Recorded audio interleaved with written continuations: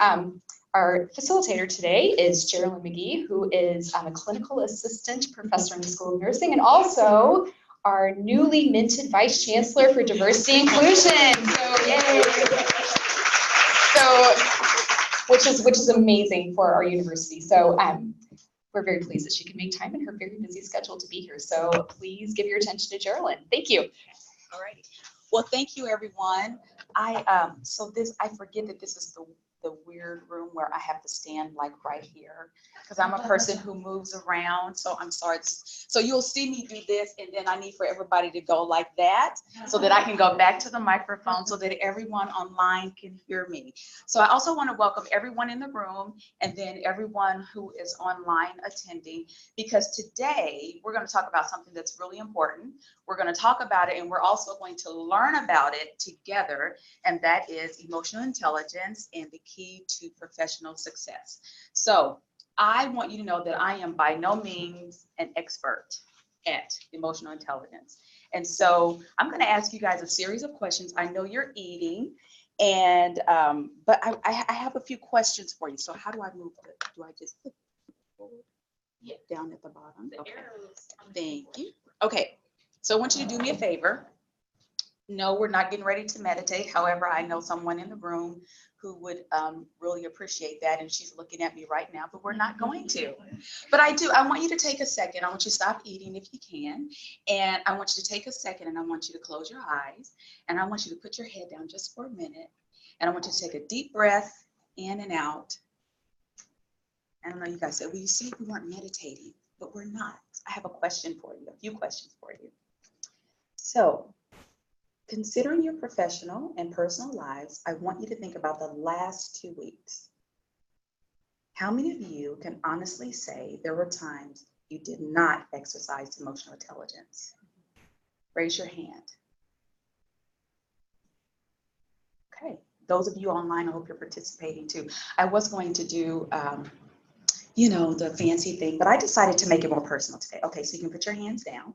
So those of you who had your hand raised, how many of you have regrets because you did not exercise emotional intelligence? Okay. Third question, how many of you are clearly aware of others' emotions and how they feel about things? Okay. Last question, and I promise. And please be totally honest. How many of you know what emotional intelligence really is? Okay, all right, so you can open your eyes now. So I want you guys to know, so the first question about how many of you did not exercise emotional intelligence in the last 2 weeks, there were a lot of hands raised. You didn't see mine raised because I have not. I didn't this last 2 weeks, one time. I think we can all be honest about that. And then when I asked about how many of you have regrets, a few of you raised your hands about having regrets, and some of you didn't. And that's okay, because we're going to talk about emotions and how we feel about things. And then how many of you are clearly aware of others' feelings? A lot of you raised your hands about being clear about how people feel. And then the last one about how many of you know what emotional intelligence, I think there were like 3 people in the room who really know what emotional intelligence is. So, which leads me to the next slide. Before we get into all the logistics and all of the content, I'm going to present to you Fred, Barney, and Wilma. So let's take a minute to read about Fred. So Fred was referred to HR by his operations manager, Deborah, to whom he reports. Deborah reports that Fred is somewhat abrupt and a know-it-all, rather arrogant, tends to get on people's nerves. Deborah also states that we think Fred needs some coaching. He's very good technically, but he lacks something in the whole people arena. So that's Fred. I will not ask you to raise your hand telling me how many of you know someone like Fred, okay? Or how many of you are Fred, you know? Because Fred is some of us sometimes. Okay, so now let's read about Barney. So Barney was very courageous. He sought out a leadership coach. Maybe I need a relationship coach. A leadership coach on his own. Barney stated, listen, I think I need some help, some coaching. I've been putting my hand to the plow, which means he's been working really hard. And there's nothing I won't volunteer for work-wise. I just get on with my work. The others kind of fraternize. This is literal. That's why it's kind of hard for me to read, because this is what he said literally. Others kind of fraternize a bit. They stay after meetings to gossip. They're talking about people while getting coffee by the photocopier and between their cubicles. But I just kind of get on with my work. I don't hang out in the staff room too much. I just keep on doing what I need to do. I just keep it moving. After he finished, Barney asked, "What can I do?" But then he turned around and said, "I don't put my hand up for social clubs or anything. I don't interact with others. I just keep to myself." So that's Barney. Wilma was referred to us by an HR person because there's a lot of state of mutiny or uprising in Wilma's department. 8 people from Wilma's department came to HR and complained. They said, "Enough is enough. We've had it. Morale is down. People are grumbling." They have been complaining to HR for several years about Wilma. So we have Fred, Barney, and Wilma, and we'll get back to all of those in just a minute. So with that in mind, think about that. What was the missing piece of the puzzle? What is it that each of them lacked? What is it that they ought to have had to have been better to themselves and to other people and to the people that they lead? Think about that just for a minute. And then think about yourselves, because Fred, Barney, and Wilma could easily be any of us in the room, right? Okay, so now to the logistics. Of course, we have to do this. Our overview for today, we're going to define emotional intelligence. We're going to describe the core elements of emotional intelligence. We're also going to analyze the importance of emotional intelligence in our personal and our professional lives. We're going to apply the skills of successful nonverbal communication and verbal communication, identify methods to regulate and gain control of our emotions. And then we're also going to discuss how you can impact others' emotional intelligence and how they feel about things. So that's what we're going to cover today. So emotional intelligence it's a word that we've been hearing a lot the last decade or more, but it's like, okay, I like the word because it sounds really good. Is it another leadership or management fad? What is this? What is emotional intelligence? So I had to do some work because I thought also, I said, I didn't know what emotional intelligence is. That's why, I signed up to teach it. And then things happened in the last few weeks and I said, but have you really been exercising emotional intelligence? That was the challenge. For example, I have to be honest with you, we had to cancel a day. We were supposed to do this a couple of weeks ago, right? And so we had to change the date. That's because I was working on my packet for promotion and I wasn't able to put enough time into the presentation. And so I didn't want to come to you with a half-hearted presentation, a half-done presentation. So a friend came down my hallway and said, "You know what, you just can't do it. You cannot do this presentation. Somewhere, something is going to lack. Is it going to be your promotion packet or is it going to be your presentation?" So I emailed Jenny and I said, "Jenny, is it possible to reschedule?" Because I didn't want to email her. I was not exercising emotional intelligence. It was so easy to email her and say, "Is it possible to reschedule? If not, I'm happy to do it." Her reply was, "Absolutely it is." That took the biggest weight off of me. But you know who was putting the weight on was me. And I didn't want to disappoint, but I was not exercising emotional intelligence. So before we get into the content, I want to give you a little bit of history about emotional intelligence. It was developed, the social construct, this idea of emotional intelligence was developed around 1990 by John Mayer and Peter Salovey. I believe that's how he pronounces his last name. However, around 1995 to 1998, Daniel Goleman made it mainstream. And so he is considered the guru of emotional intelligence, but who developed the word, the construct, is actually John and Peter. So Daniel became very popular because of all of the extra work that he did in making it mainstream at the university that he was attending and in the private and public sector. So let's talk about emotional intelligence. Emotional intelligence is the ability to process information about your own emotions and others. It is also the ability to use this information to guide your thoughts and behaviors. So in summary, recognize, understand, and manage our own emotions, but then how do we do that for others? Because we're supposed to also be able to recognize, understand, and influence the emotions of others. That's emotional intelligence. It's about you, but it's also about the other person or the other persons. Regulating our own, knowing ourselves, but then also being able to keen in on what other people are feeling and maybe adjust what we're saying or doing because we're considering their feelings and their emotions as well. That's emotional intelligence. In the practical sense, it's awareness that emotions can drive our behavior and impact people.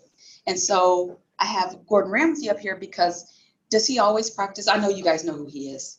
Does he practice? Does it seem like he practiced emotional intelligence? Sometimes not.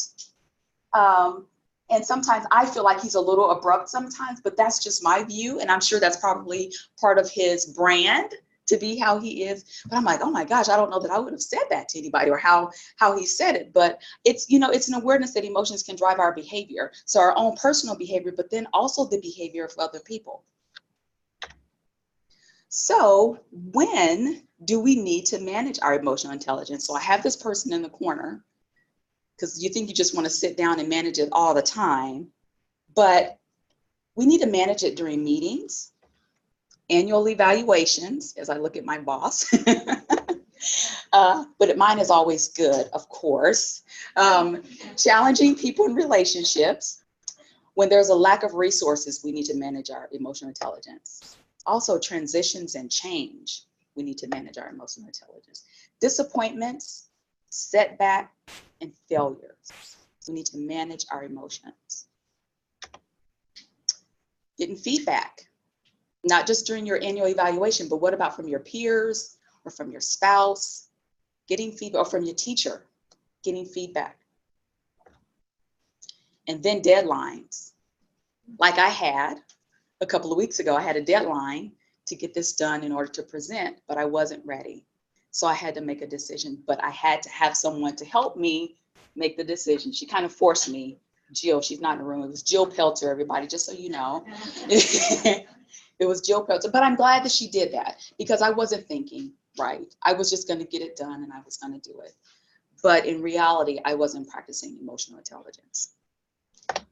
So what we know is that our emotions drive people and people drive performance. And that's why emotional intelligence is so important for private setting, the public setting, for business, for academia. It's because it drives us. It drives who we are, but it also drives how we perform, whether if it's in the classroom, whether if it's in work, whether if it's in clinical, wherever it is.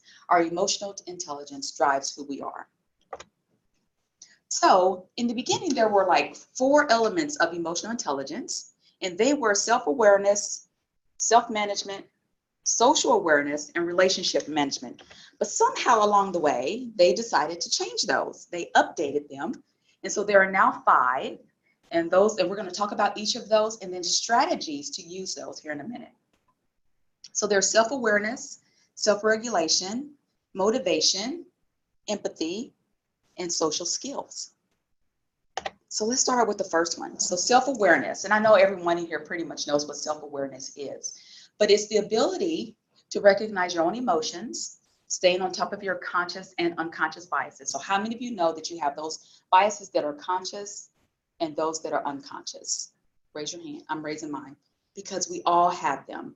Those that we know about and those that come up that it's like, oh my God, I didn't know I had that. Okay. And then manage your emotions and don't let your emotions manage you. So this is self-awareness when you have all of these characteristics, when you can manage your emotions and not allow them to manage you. How many times have you, and you don't have to raise your hand, how many times have you allowed your emotions to manage you? Several times I have. And sometimes you just need to take a step back and not allow your emotions to manage you. So let's talk about self-regulation. What does this mean? Well, this means that we wisely manage how we're feeling, our impulses. You're ticked off and you want to go say something. Should you do it? Or should you stay in your office or at home or not type out that email? It's really about being able to regulate and manage how you're feeling and then how that comes out. Because we don't necessarily want what's internal to come out externally all the time. There are some times that it needs to come out. So you make a choice of whether you act or don't act. And then your self-regulation is definitely dependent on your self-awareness. So do you know yourself? And that's really important. How many of you feel like you really know yourself? Yeah, that's good. That's a good number. I feel like I know myself pretty well, but as you know, as we grow and get older, we change, we evolve, and then I'm learning new things about myself. Definitely, always learning new things about myself. But I feel like I know myself pretty well to where sometimes I'll stay home or I'll stay in my office because I'm trying to regulate my emotions, because I know that if I go, something positive may not happen. So sometimes we need to stay. We need to stay in our office or at home. There's a lot of my husband's activities that I did not attend. I'm going to put it on his side of the family and not mine. I've stayed home for a few events, I should say. The ultimate test is putting current needs on hold. And that's what I had to do a couple of weeks ago. I had to put something on hold in order to get something else done. So it's really important to be able to self-regulate. And again, these are the core elements of emotional intelligence. My favorite one is empathy. Empathy is the ability to identify and understand others' emotions, placing yourself in someone else's shoes, defining, understanding, and reacting to the concerns and needs that underlie someone else's emotions, their responses, or their reactions to something. So it's really about trying to understand somebody. You can't always walk in someone's shoes. You can listen to their story. You can try to imagine yourself, but it's really about trying to understand where they're coming from, what their experiences are, and how those experiences develop who they are or identify who they are. So it helps to identify them. And that means that you take all of that into consideration before you respond to them, or how you help them to further develop and how you help them to manage their emotional intelligence. Empathy is so important. I cannot stress enough how important empathy is, just overall, for all of us, whether it's in your personal life or your professional life. Empathy is key. And I think that's one of the things that if we all really believe and really understand as we encounter one another, whether it's in your personal life or your professional life, I think it would cut down on a lot of bad relationships, bad experiences, negative experiences. I think it will cut down on that if we just really try to approach everyone with empathy. The next one is motivation. So motivation is, of course, the desire to act and move towards a goal. It means that you embrace challenges, but it also means that you just strive to deliver quality products. And so you'll notice that I have down in the right-hand corner, it says that you are enough. So motivation is not just about striving for the next thing. You finish this and you're moving to the next one, but it's also understanding that who you are right now is enough, that you are enough. You don't have to compete with the person next door to you or down the hall. Many times, I'm hoping that we are competing with ourselves and trying to make goals for ourselves instead of comparing ourselves to the next person. But it is really about realizing that you are enough. And then after you figure that out, then you can make your own goals for yourself and motivate yourself the best way that you can. So now let's talk about social skills. So how many of you love going to university functions all the time? Because it can sometimes be very awkward, right? When you get there and you don't know anyone, or it's this small talk. Who wants to do small talk all the time? And it's about the weather or the Chiefs or the Royals. Usually we stay away from political stuff and unless you really know the person. But it's social skills are hard sometimes because you don't always want to go to events. Sometimes you just want to go home. or stay in your office. So managing relationships that benefits everybody is really about your social skills. Picking up on cues from people and how to manage that. So if you pick up on something from someone, how do you manage that? How do you respond to that? So those are how you develop your social skills, is by picking up on cues, and then how do you respond? Then also, most importantly, listening and observing at events. Listening to people, observing who's there, the interactions, all of that is important in building your social skills, because you will know how to act the next time you go. So it's really good to just sometimes take a step back and observe what's happening in the environment that you're in. Okay, so now that we've talked about the 5 core strategies, now let's talk about how we can work on those. We just talked about the core elements, and so now we have self-awareness strategies. So how do you make yourself more self-aware? I know many of us think that we know ourselves better than we think, but how do we improve upon that? How do we further develop that? How do we further evolve? So I love this one. The first one is allow yourself to feel what you're feeling and avoid labeling it as good or bad.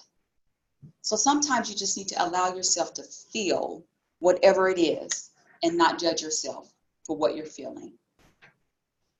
Be in the moment and just feel it. Don't label it. It is what it is. This is how you become more aware of who you are. It's just like by letting things be. This is what I'm feeling, and I'm not going to put a label on it. It is what it is.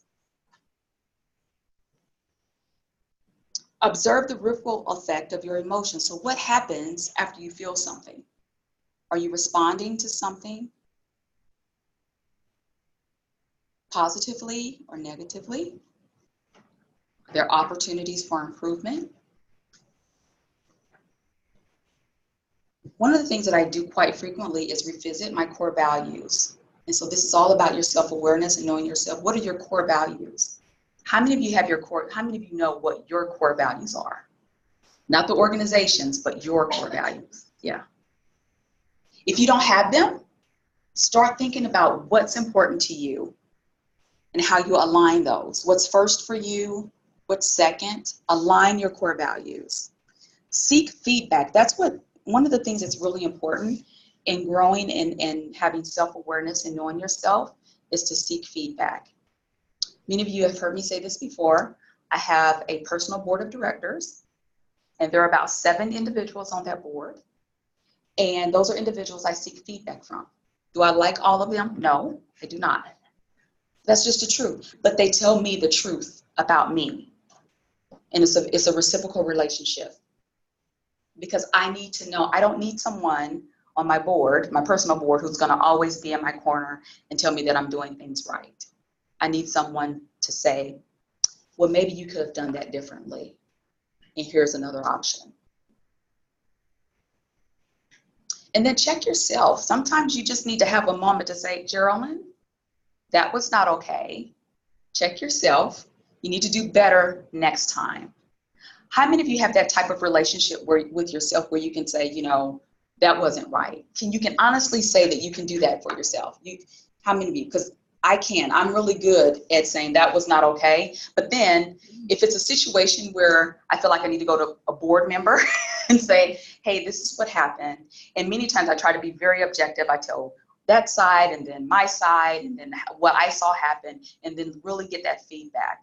And that's when I'm not able to check myself, I usually go to my board member, one of my board members, to see if they're able to help. So let's talk about self-regulation strategies. So how many of you know about pause? How many of you had unconscious bias training? Yeah, and we talk about pause and unconscious bias training.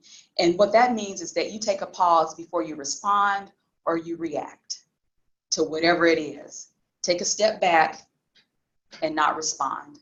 But think about what your response should be, or should you not have a response at all? Can you change your response or how you would normally respond to something? It's so important. Sleep on it.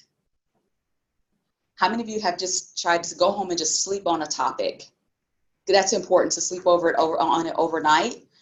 One time I took a week to sleep on something. Self-talk, reframe it. How many of you have to reframe things, try to reframe things for yourself? When you're having a moment and you try to flip it and say, well, maybe this is not what's happening. You try to make it more positive. Maybe this person isn't doing that, or maybe I'm not. You know, maybe I didn't respond appropriately. Try to reframe things for yourself. Wellness is so important. Oh, and I have up there, seek input, and that is for therapy. And I really do mean that. Some of us need a therapist, and that is okay. We need to know that that's okay.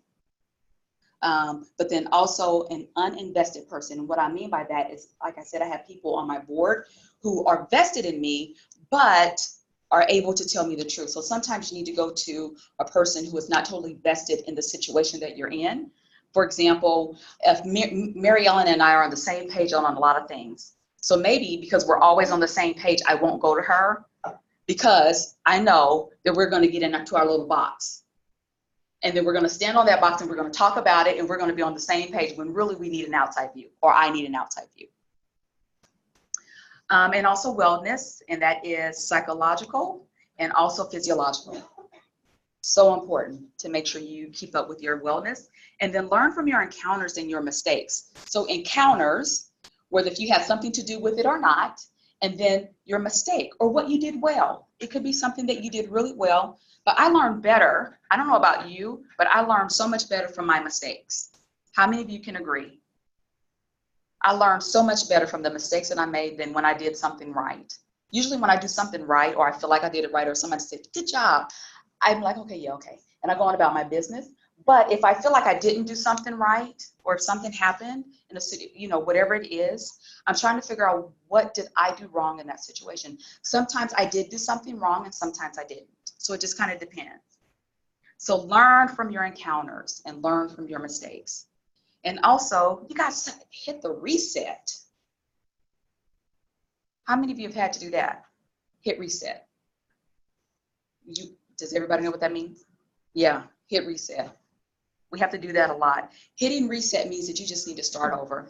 Maybe you need to reframe it, reinvent yourself, and hit reset in your life.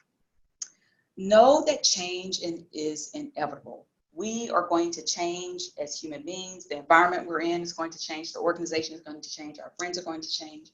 Our parents are going to change. Our spouses, they're going to change. Everything is going to change. Nothing is going to stay the same. And so we have to know that. Can we always prepare for it? No. But what we should know is that nothing is going to stay the same. Most things change. Okay, so let's talk about empathy strategies. Get out of your comfort zone and spend time in others' environment. Everybody knows, if you know me very well, you know that I don't always like to be around people who are exactly like me. I want to be around people who challenge my thinking, how I look at things, and people who are different from me. It challenges me to grow as an individual, professionally and personally. So I would encourage you to get out of your comfort zone and practice active listening. Active listening means that you are listening to the person, not ready to respond. So you're not listening so that you can respond. You're really listening so that you can hear what they're saying. You're actively listening to them. And you're not ready to come out of the gate with a response. Because sometimes everything doesn't need a response. Sometimes you just need to hear what people are saying. We don't always need to respond, but people want to know that they're being heard, that you're listening to them, and that you value what they're saying. Even if it is a not so good relationship, you still want that person to know that you're hearing them. Challenge stereotypes, whether if it's of your own culture or of someone else's, and then also share your experiences. These are things to help you build empathy for other people, but then also yourself. Because many times we're hard on ourselves because we haven't had certain experiences. And so just because you didn't have a certain experience growing up doesn't make you a bad person. Doesn't make you a good person. It just makes you who you are. And so we have to accept ourselves for who we are and talk about those experiences, talk about our stereotypes and how we grew up and all of these things to further develop ourselves. So let's talk about motivation. So how do we motivate ourselves? So one of the good things is personal affirmations. And so what I mean by that is maybe writing on a sticky note. When you wake up in the morning, you have a sticky note on the mirror and says something, it's saying something positive to you about yourself. Or even in the morning or at night, positive affirmations. What are you saying to yourself every day? Because if you're saying negative things to yourself, that can impact your emotions and how you respond to other people. So it does impact your emotional intelligence. Again, align your core values and find or remember your why. Whether if it's personal or professional, we always need to go back to our why we do something, why we're here, why we're in the meeting, why we're working on this grant. Why are we doing certain things? Always go back to your why. And then project management. So to be motivated about projects, sometimes you need to chunk it up and not look at the big thing, the whole big thing, just kind of chunk it up, because maybe that'll help you motivate yourself a little bit more if you can set deadlines for parts of the project. Instead of looking at this big elephant, take it chunk by chunk and then set deadlines for small parts of it, and you can mark it off. Make it fun as much as you can. I know that grant writing isn't always fun, or it could be other things that aren't always fun, but there are some things that we have to do. So if you can find a way to make something more fun for yourself or for your students, I would encourage you to do that. Try to make it fun. And then be unconventional. Do things differently. Don't always do it the same way. Think about how it can be different or how you can be more creative. Reinvent yourself. Make new goals. What do you want to do different this time? And then give yourself some grace. That is so important, is for us to give ourselves some grace. Social skills. So how do we further develop our social skills and our strategies? What can we do? Well, we need to definitely further develop our communication, because many of us think that we're really good communicators, but we can always improve on communication. And I've said this once and I'll say it again. I think communication tends to be our biggest challenge in any organization or any relationship in general, is communication. Make sure we're listening. Be engaging. Give eye contact. Be mindful of body language. So I feel like I'm giving relationship advice now. This is not about love or anything like that. I'm like, what did I type here? So and then compliment your colleagues and consider all viewpoints. And one of the things that I think is so important is to mend relationships. Those relationships that you feel are important or valuable, and it hasn't gone well, or you haven't talked to someone in 6 months or 3 months. Make sure that you try to mend that relationship if you can. Avoid interrupting people when they talk. That's a big one. Don't try to jump in the middle of the conversation. Try to wait till when people are done talking. Avoid talking about yourself and controlling the conversation. So it's not always about you. Listen to other people and what they have to say about themselves. And then the last one is for me. I don't know if it's for you. Go to the event. I see a hand raised. Yes. How do you mend relationship? That's a really good question. So the first thing I do is I assess whether or not if it's valuable and how important it is to me. And if it is that important, I will go to the person, maybe call them or email them and say, do you have a moment to talk? I don't do it through email. I send them, I'd like to talk with you. Do you have a moment? And then I sit down and have a talk with them about what happened. And tell them your purpose. My goal here is to fix what was broken. And sometimes you're not going to, if it was like someone who was a best friend, you may not go back to being best friends. But I am a believer that you want good relationships with people, and that you don't want to walk around with enemies that you've created. Sometimes now you're just going to have enemies and haters and all that, but we don't acknowledge them. We just don't. I don't. Yeah, haters are going to hate. You're right. You're right. Haters are going to hate. But it's so important to, whether if you call them and leave them a message, or just call them on the phone and say, hey, how are you? This is so-and-so. I just wanted to talk with you about this, what happened a year ago, and talk about it. Listen to them, because if you're the one who is seeking to mend the relationship, listen to what they have to say. Apologize say, I apologize for how I offended you, not if, or apologize that I do apologize for offending you. I didn't mean it that way, and I'm sorry that it came out that way. I didn't mean to communicate that way. I didn't mean to do that, or I did mean to do it, but I was a different person at that time, and now I'm different. Yes? Jerrihlyn, can you talk about the importance of trying that even if somebody isn't responsive? So if you reach out to someone and they don't respond, if you try to mend and they aren't ready for it, you have to respect that. So if you try to reach out to someone who's not ready and they don't respond, or they say, I'm not ready, just say, I respect that. Please let me know when you're ready, because I'm available when you are. You want to leave that open because you want that person to know that you want to mend whatever it is. Now, so I don't want everybody thinking that they need to go back and mend all these. Don't call your old boyfriend and your ex-husband something from 10, 15 years ago. But there are some things that we need to mend as colleagues. There's some things that we need to mend with our students or our staff members. Maybe you were somebody else 2 years ago, and now you're different. And you need to describe how now you're a different person. Maybe you do need to apologize, because we're not perfect. We've said or done things in our lives. I don't know anybody in here that's perfect and who hasn't said or done something that they want to take back. I cannot raise my hand to that. But there are times that we need to apologize and acknowledge our wrong in a situation and move forward. I think that says a lot about our character, our growth. And if the person is not ready, that doesn't mean that they're less than we are. They're just not where we are. And maybe they will get to where we are and they want to address it, but respect them. I continue to speak to individuals. I've tried to do it in the past and that person didn't speak to me and I just kept speaking. And now 5 years later, it's a better relationship. But I want a good conscience. And that's what was important to me.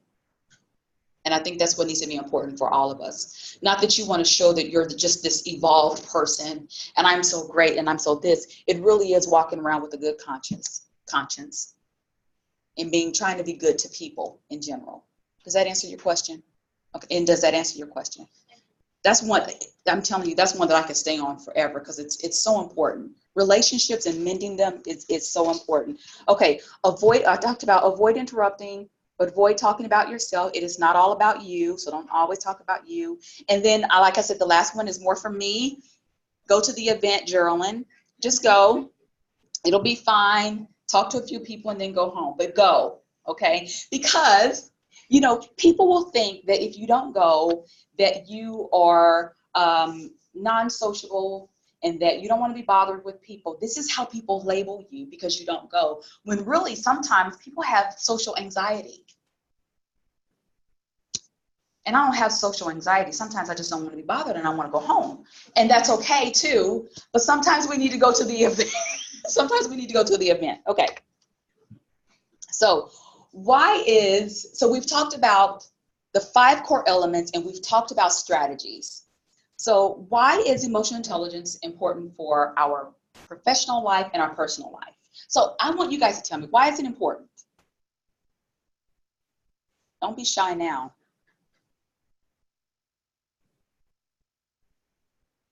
Because those relationships are important. Because the relationships are important, absolutely. Somebody else was going to say something. Yes.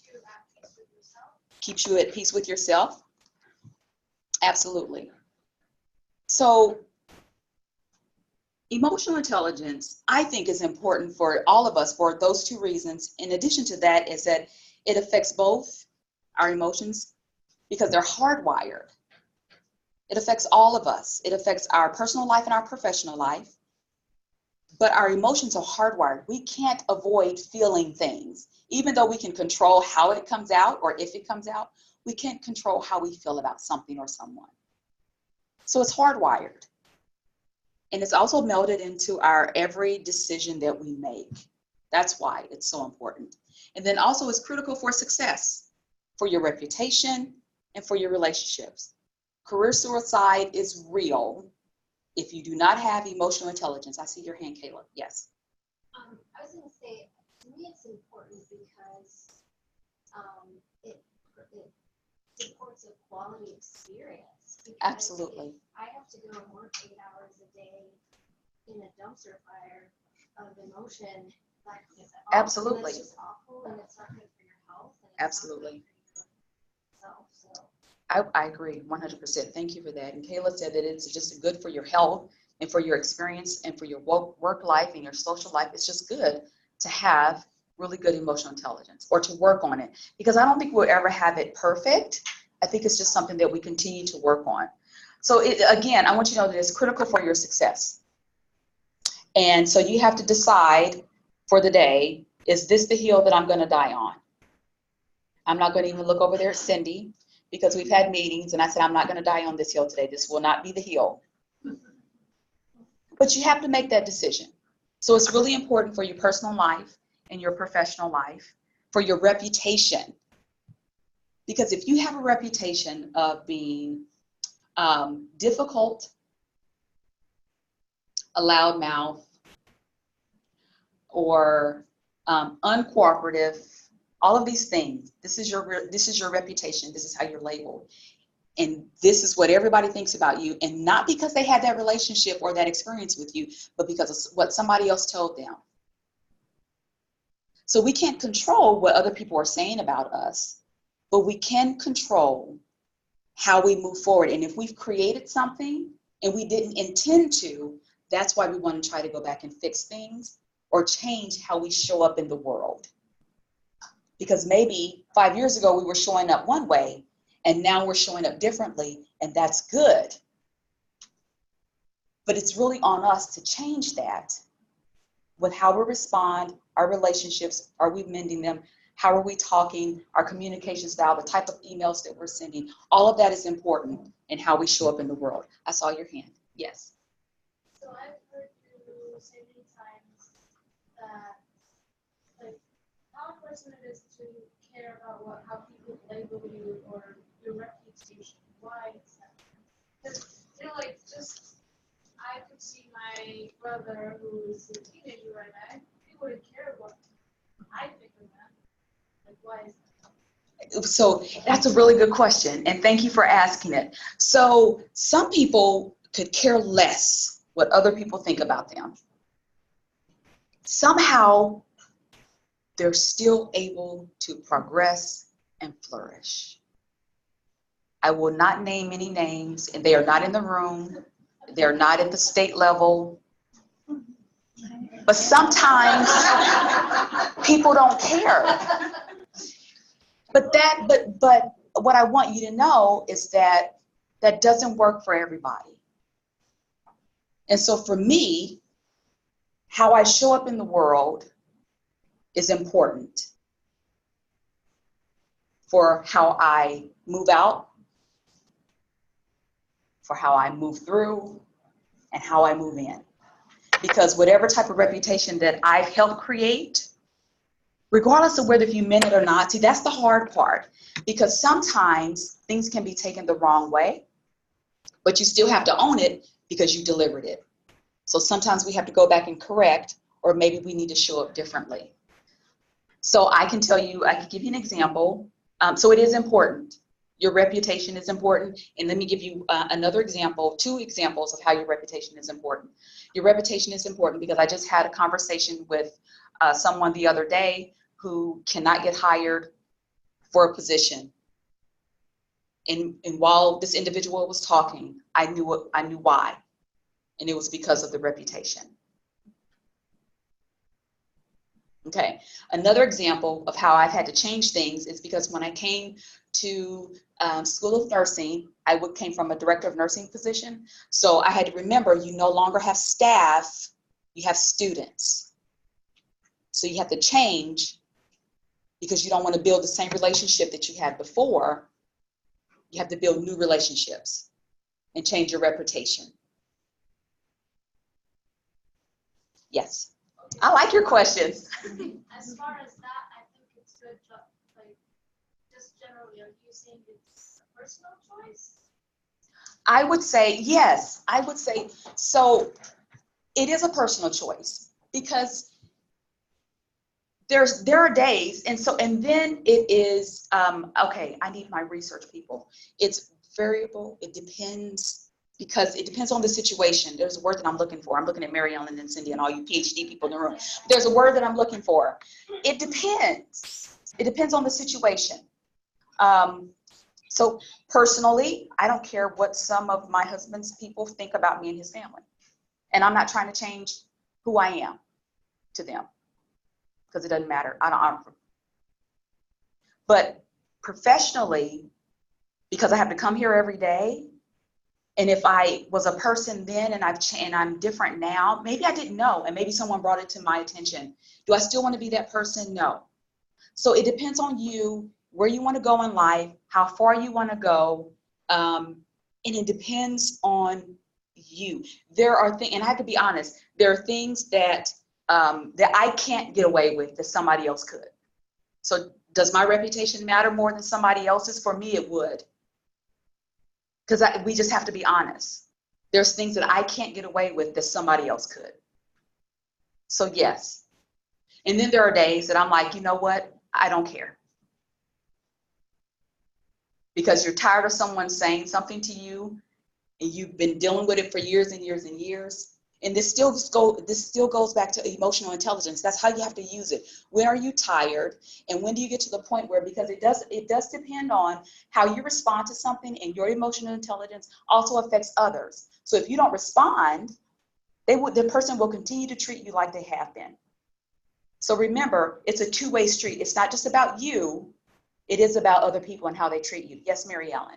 I think you're talking about the ability to discern different contexts when you're asking about reputation, right? So where are the places in my life where I need to say my reputation is important in this context, but maybe not so much in this one, right? And professional, like you say, it's important, but in some other situation where you're only going to be there for 5 minutes, I don't really care what they think about it. Yes. Right? Mm-hmm. I think that's really important. Yes.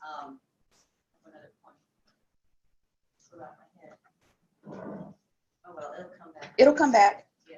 Okay. All right. So one of the things, we have a few more minutes about communication. This communication is pretty big. And so I want to talk about strategies for verbal and nonverbal communication. So verbal communication, so there was a situation earlier today, and so it was about communication. So I didn't like the word choice that was used, but that was my personal opinion about it. Just the word choice. You have no idea. The person can have really good intentions, but maybe it was the choice of words. So I would encourage you, watch your language and watch the words that you use. Sometimes you can tell by the look on someone's face whether or not, because so I'll give you an example. 2-3 weeks ago, I was in DC at AACN, and we were working on the cultural competencies. And one of the words that was recommended to be used was assimilate. And you should have seen every Black person's face in the room when that word came up.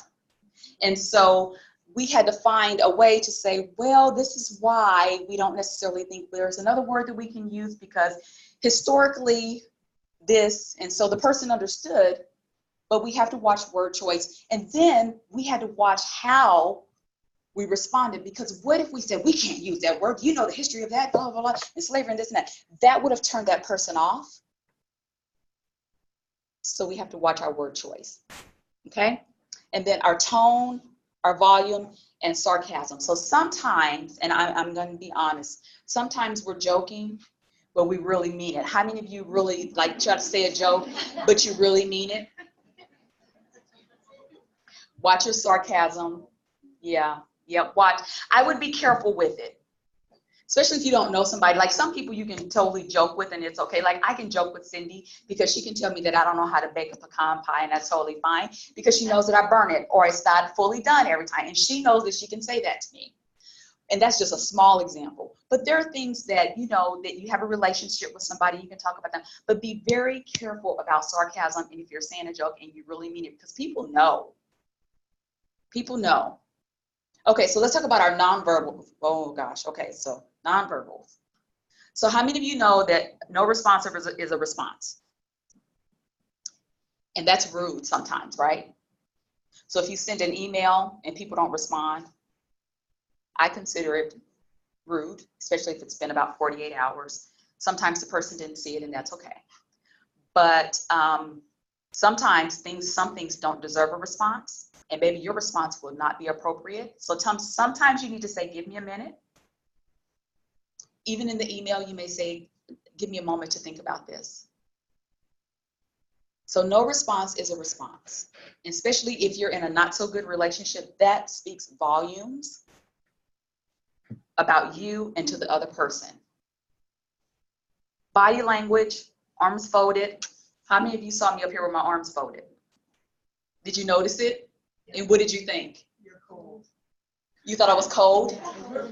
Okay. How many of you thought something different? And it's okay to be honest. When you saw my arms folded, what did you think? Who said it?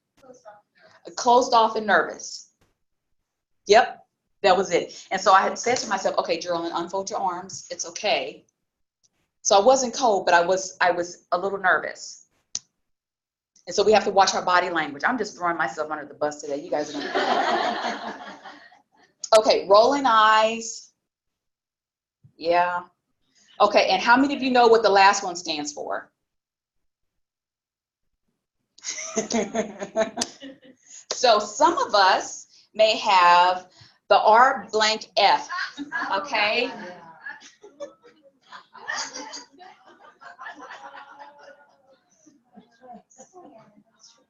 And you don't mean anything by it. You don't. Sometimes that's just how you're looking because you're in a zone and you have that face. So I would encourage you, pay attention to your facial expressions and your body expressions. Okay? Body language, facial expressions, verbal and nonverbals, we've got to work on that. This thing up here, I never want to proceed. Okay, so written communication. This is also important. Okay, we got 4 minutes. I'm sorry, you guys, you probably have to go. Okay, language, written communication, language and word choice in your emails. Emotional intelligence, this applies here too. The tone of your email, the timing of your email. Write less. I have a colleague who sends me her emails before she sends it out and says, what do you think about this? And I welcome your edits. And so I delete all of it and retype what she just needs to send. That was too much. You're saying too much. Watch your tone in your emails, the timing of your emails. And don't say too much because, see, things can get lost in translation in emails because you could mean something different and the tone of it, of how you write it, comes across differently. And then that builds a barrier there. So just be careful in how you write your emails. Read it again. Walk away from it. If it's something that you do need to send via that type of communication, walk away from it. And maybe if you can, come back to it the next day and have a trusted colleague read it for you. How does this sound? And sometimes I tell people I would rather talk face-to-face, rather than through email, because I think you can just discern more through a face-to-face conversation than you can through a very long typed out email, because there are so many things that you can pick up from it that the other person didn't mean, or they did mean. And then they got a paper trail on you. But more importantly, did you exercise emotional intelligence? And are you exercising it? And are you thinking about the other person? So remember, emotional intelligence is not all about you, but also about the other person. Okay, so what can you do? Consider how you can positively impact others' emotional intelligence experience. So give 2 people, tell me one way that what you can do to positively impact others, yours and others' experiences. What can you do differently? Ask questions. Yes. Okay, another way. You said earlier to listen. Listen. Listen and ask questions. Don't assume. Try to avoid assuming. Even if it comes up in your head, maybe not speak Sometimes you can't say, what I'm hearing you say is, sometimes you can say that and then have them repeat it back to you because maybe you are thinking the right thing. But there's lots of things that we can do to help with emotional intelligence. So I really want to get back to Fred, Barney, and Wilma, but we don't have time to get back to those characters to figure out how we can help them. But today we've defined emotional intelligence. We've talked about each of the core elements. We've considered the importance of emotional intelligence in our personal and professional lives. We've offered alternative ways for successful nonverbal and verbal communication. Remember, don't send it, read it again, have your friend read it, watch the tone in your email. And we've identified ways to regulate our emotions. Sometimes we need to take a pause and walk away from it, whatever it is. Hi, Ryan. And then we addressed how we can impact others' emotional intelligence. We need to listen. What did we say? We said listen, ask questions. We also need to not have so many assumptions. Be empathetic. Thank you. That's one of the most important ones to me, is really being empathetic. And that's caring about people, caring about how people feel, what they're experiencing. If they're performing poorly, why are they performing poorly? Let's talk about it. Rather than writing it up, how about bringing them in and say, I've noticed this, or I noticed you said this in the meeting, and that's not your normal behavior. I want to know how I can help you. Not you're in trouble and I need to write it up, but how can we help you? How can we support you? How can I support you in this? Because everybody has a bad day, right? And how many of us would be here if every time we had a bad day we were written up? I know I wouldn't be. But I got good enough sense to go in my office and shut my door and have my bad moment. Most of the time. Okay, it's 1 o'clock, I think. Okay, thank you. Are there any questions? Yes, my favorite friend. What is your name? Fatima. I like you, Fatima. Fatima has questions. Yes. I like to think. Okay, so I know you mentioned in your slides to get out of the box and challenge stereotypes. Yes. How can you challenge stereotypes? Oh, ask questions. Ask questions and read. Look up information on reputable sites. Get with those individuals that if it's a coach or individual that you really don't know, get with them. You have to have people you can ask questions. I have a friend, I can ask her just about anything about her culture and I don't have to figure out the way to approach her with it. You know what I mean? You got to have those friendships, and then you want to try to put yourselves in environments where you can challenge stereotypes. Now, I know everybody's not going to agree with me, but sometimes there's some bit of truth to certain stereotypes. But I say challenge them because it could be a whole group of people thinking something, and maybe you can go back to them and say, no, you guys, that's not really true. And this is how, this was my experience. And I talked to several people about it, not just one person, but several people about it, and I read about it, and this is what I learned. So challenge it.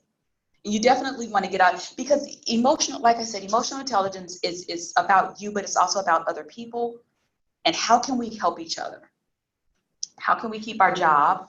How can we stay in school? How can we do well in school? And it is really about managing your emotions and knowing that your emotions drive your performance. Whether if you're an employee or whether if you're a student, you must know that.